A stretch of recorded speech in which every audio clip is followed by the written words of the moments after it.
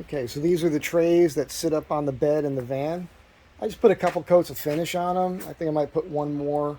I went ahead and put screws in and plugged them with some mahogany, just because when you grab these to get them in and out, you're going to grab here and pull, and it could separate from the panel. It's 1/2 inch, and I did a dado, like a groove all the way around that this all fits into with glue. That's pretty sturdy. And like I keep saying, I mean, I didn't go crazy on it. I just rounded over the corners, sanded things out, and I think this is the best. It's the best logo right there. Came out pretty good.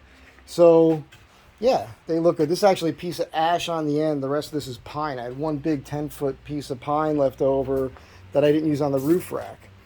This is the ribbon grain mahogany here that's going to be, I just resawed it. So you flatten one side. I'll have some pictures, some stills that'll be up on the Astro Van Tribe Facebook page. So you rip it, you flatten one side, you join an edge, and then you run it through the bandsaw over here and you resaw it. So you cut all that off. And then you get all these pretty uniform. These are all about 3/4 of an inch thick at this point. And you let them sit overnight because they're going to kind of move a little bit. And they'll sit longer because I'm not sure when I'm going to get back to this. But I needed to get that done because those are the parts that hold up the cedar that's going to go on the ceiling. And then these are a couple leftover pieces that, again, same process. So that's the flat side. This is the same material that's the door of the cabinet. This is going to be part of the top of the new cabinet that's going to be next to it. And this is a leftover piece. And because of this grain orientation, this actually wouldn't be a terrible cutting board. Normally I would say not this material. I thought this was African mahogany, but there's no way. It's just too hard. This is very hard. So I think this is just genuine mahogany ribbon grain. So that's hard enough probably to use as a cutting board if you really wanted to, but I don't think I'll do that. Now, the thing about doing it this way is if you were going to rip this thinner, you'd want to rip it first before doing the face joining. Because if I rip it now, both these pieces can move quite a bit. And so you'll lose some thickness on that. Just something to be aware of. There's a process of steps when you're milling material. You take your rough piece, you cut it to length first. Because you don't want to run more than you need to through the machines. And then you rip it. Larger than the width that you're going to need. Then you take those pieces and you face join them here on the joiner, and then you take it up and you put 90 degrees on the end there. Then you bandsaw it. Then you let it sit. Then you bring it back to face joining for a couple passes, and then you're ready to plane it and finish rip it. So that's the process of it. And it takes a couple days to do a piece of wood so that it's perfectly stable and highly less likely to ever move again. Right now, I am here. Back door. I've made the decision to cut all this open and make a box. I haven't planned it yet. But I've decided I'm going to have to delete this speaker, I guess. I don't like that. So I did neatly pull the wire out. The wire goes through this. I can lose this completely now because I won't be running any wires into there again. So I'll have these extra pieces and the speaker. The speaker, there's a chance that when I get to this build in here that maybe I can find a place to put it. We'll see. We'll just see how things go. On this one, I'd like to do this to match the other side. Maybe I'll at least do a fold down. It just depends because you don't have as much room in this one because of the plate on this door. So everything's kind of up in the air on that. But I'm going to go ahead and get the grinder out now. Cut this free, get some dimensions. The idea is to build a box with a back to it, and it can slightly protrude in. When you close the door, always remember you got to hook this back up or you end up pushing it into the door. Get this wire out of the way there. So when you close the door, there's quite a bit of room here, even from there to the edge of the bed. So I can have this protrude an inch, maybe. I mean, there's no doubt about it. I could do that. So that's a possibility of having the box I make for this possibly protrude an inch in, and then have a front on it It's going to look beautiful, whatever I do. It's going to be like a built-in cabinet, and then that'll just fold down like everybody else does. There's a curve to the door and everything, but clearly the box won't be. Back here, maybe I'll lay some Reflectix up against this, maybe a piece of Thinsulate. I have plenty of it just to insulate this door. So that's what I'm going to work on right now. The dust is a thing. I just want to point out that people confuse the dust leaking and the water leaking as if it's the same thing. My weather stripping's in good enough shape where no water leaks, but dust gets in.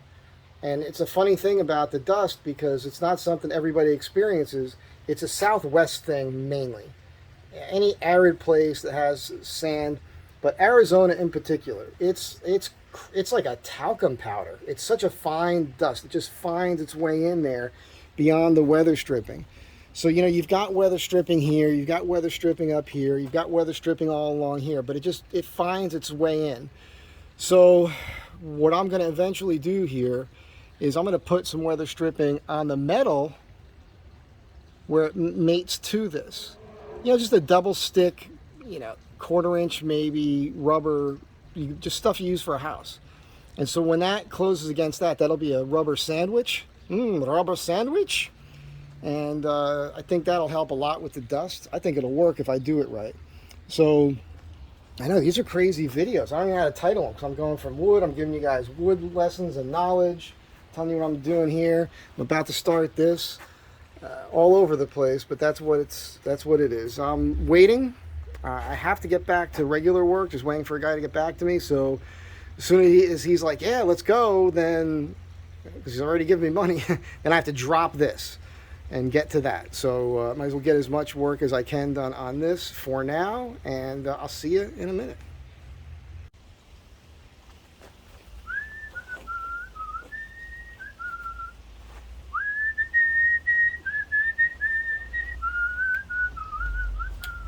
Oopsie.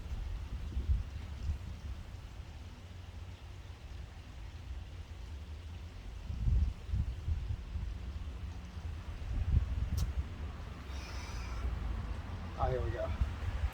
Gotta have the music going.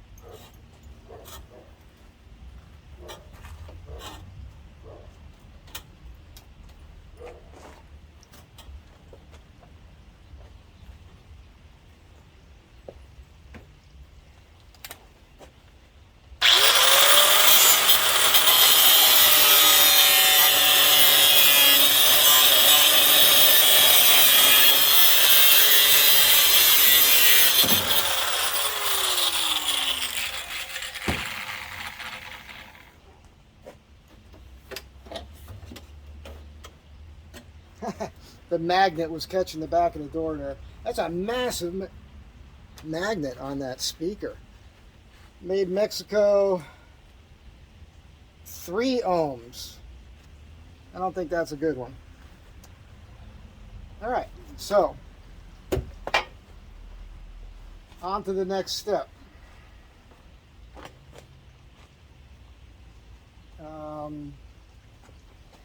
Great thing about this apron, put my iPod in here, plugs into these headphones, these sync headphones.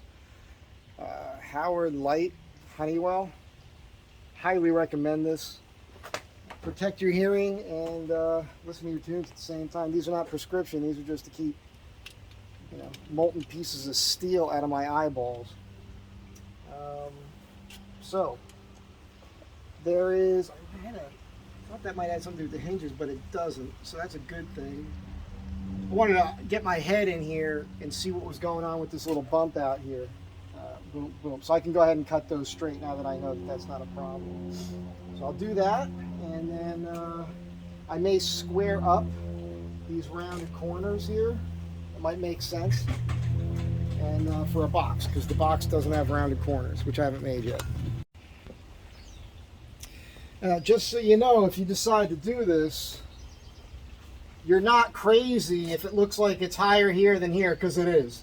Straight line from here comes in lower. So I'm going to try to trim that. Same thing here. It's further in at this point, further this way at this point. So, not that this opening has to be perfect the way I'm planning on designing this box.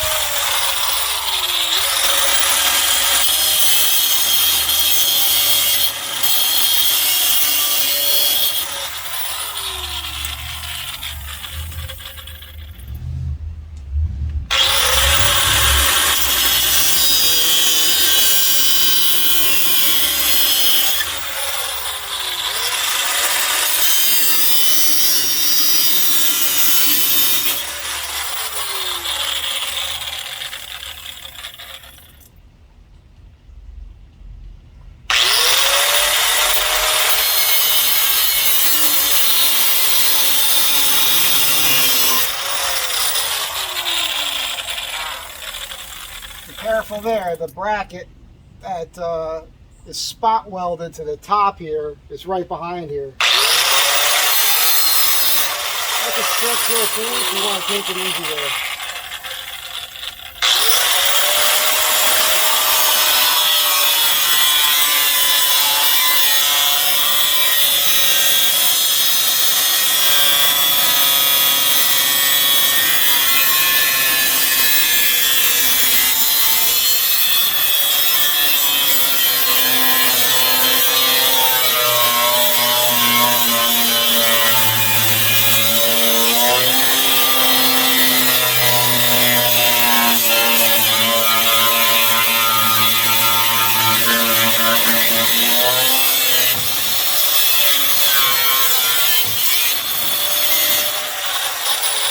Much harder than steel.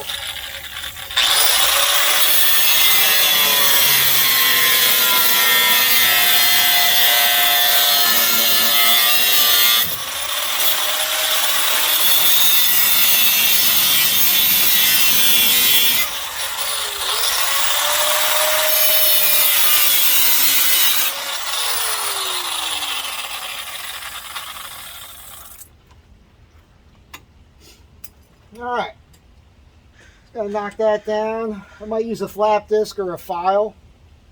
I'll put a grinding wheel on this. That'll make it fast and easy.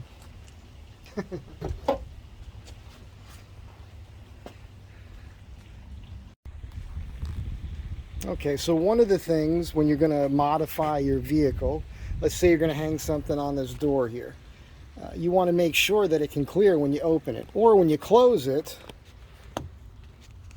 You want to make sure there's nothing that's going to be in the way. And you can see here that this, that bracket there, see that?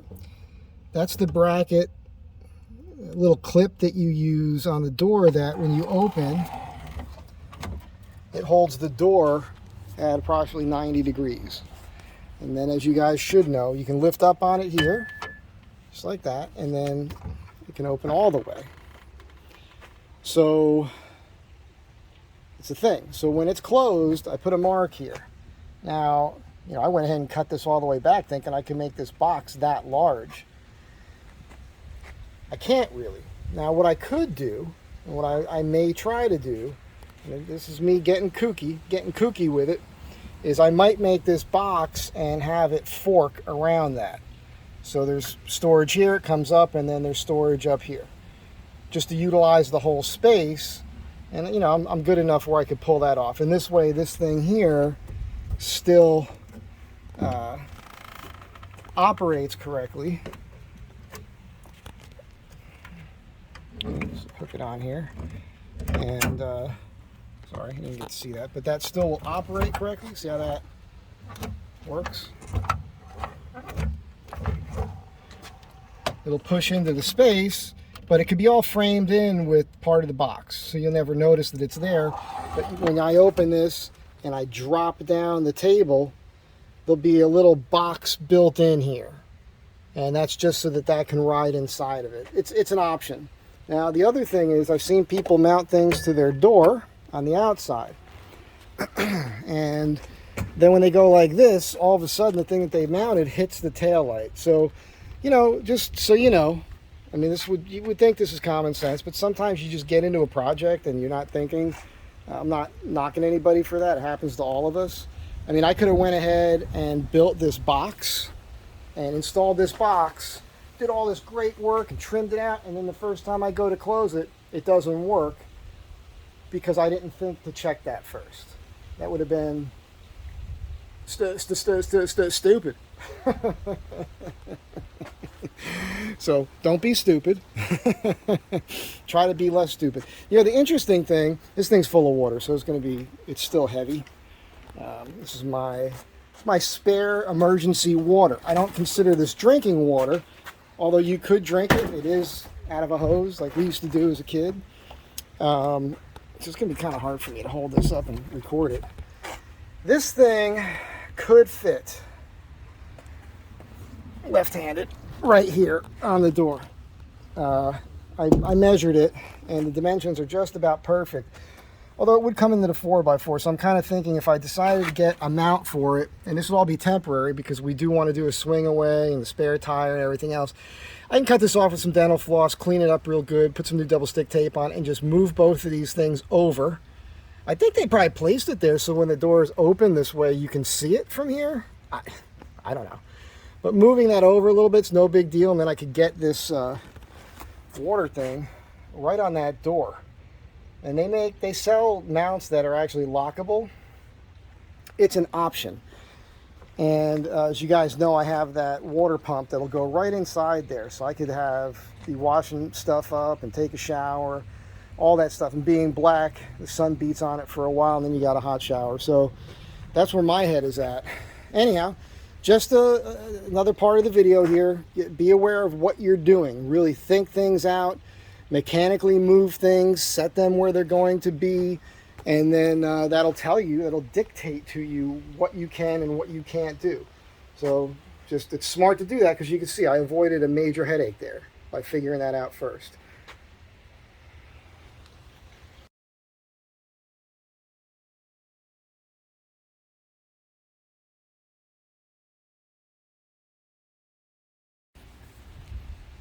Okay, so simple stuff. I have not yet boxed that in, but I just made a hole, and you can see, maybe if I get this stuff out of the way here first, it'll make life easier. All right.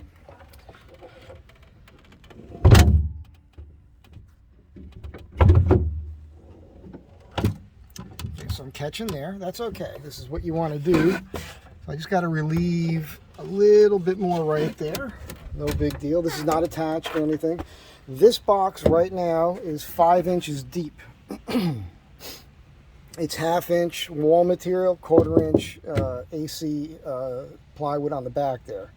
So I like it. And you can see when it's closed in here, it's not hitting anything, which is nice. Plenty of room here. No sweat. Insulation's not in. Yeah, I definitely have to deal with this. So, not a big deal. That's why you test things. And I like doing that because now a mark has been made. And so I'll be able to notch that in. And the next step is getting the Reflectix and the Thinsulate back there. trimming this and then getting it in. Now, how am I going to deal with the rest of this? You're wondering. I'm going to do a kooky hardwood. I got some interesting ideas. I'm considering bringing a wood panel that'll come right across the front of this, and maybe I can have loops on it or something, or maybe leather loops to hold stuff. The thing is, there's no point in me creating something super specific now because I don't really know how I'm going to use it yet. But the idea is that the wood trim will come out. I might make it like a shelf. I haven't really determined anything. I know that I'll dress this edge. I don't want to see the edge of the plywood for here. This will be a more permanent thing, kind of like the closet up front. So this will all get dressed. It'll just be bitchin', man. It's going to be super cool. And then, yeah, there'll be a door on there. Now, I might make the molding here come up and go straight across, and that'll be like a thing to keep crap from falling out. That's kind of what I'm thinking. I may not even box this thing in, but I probably should. Probably should create a little box in here so that hardware is never hitting anything. It's probably the smart thing to do. So, easy stuff for me. I am a master woodworker. I don't like saying that. But if you guys were to look up Mike Z Design and look at some of the furniture I've done, it's over the top. I've done a chair that's $12,000. I've done some real high-end art furniture. And of course, being a master woodworker, it kind of touches on why I'm single, right? Because I do demand that you refer to me as master.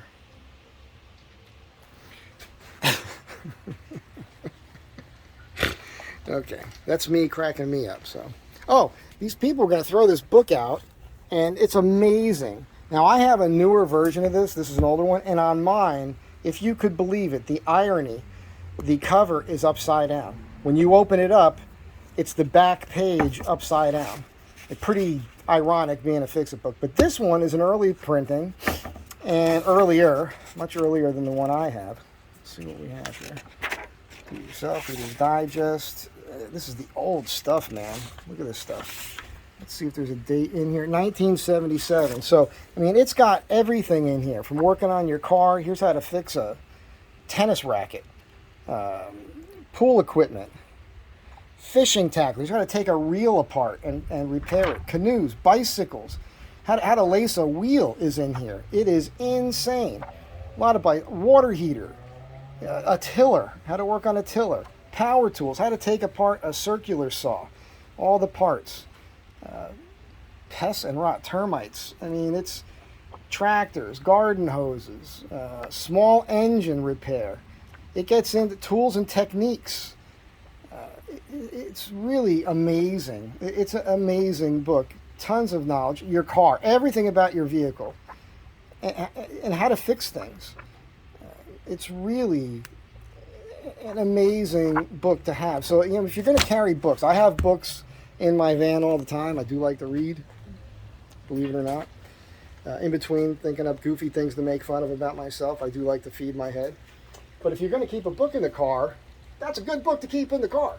And with me, I'm always traveling with a good amount of tools. And so if I am somewhere and something needs to be fixed, hey, I can get a free meal or get paid to do something. Even if it's something that I don't normally do for a living, I'm mechanically inclined. I got the tools with me. I'll fix your washing machine if that's what I got to do. So it's kind of neat. Anyhow, it's going to be a long video, I guess. I think I'm going to stop this one here and post it up. And then, when I'm done and it's all trimmed out, you'll see that. Have a good day. Be good to one another.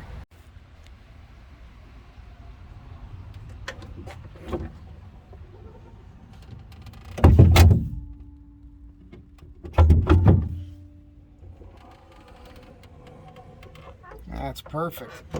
So I think I will make a little box to wrap around this. This way that thing won't hit anything. But I just want to let you guys to see, it's a pretty trick, man. I'm excited about it. I got a little distracted. Neighbor came over, and you guys know me, gift of gab. So I'll get this trimmed out probably tomorrow. Maybe even get a door for it. I was considering like going to the metal place and getting a 1/4 inch piece of aluminum That would be a real trick. So I don't know. I'll probably just do something with a piece of plywood with an edge on it for now, and then I could always upgrade it later.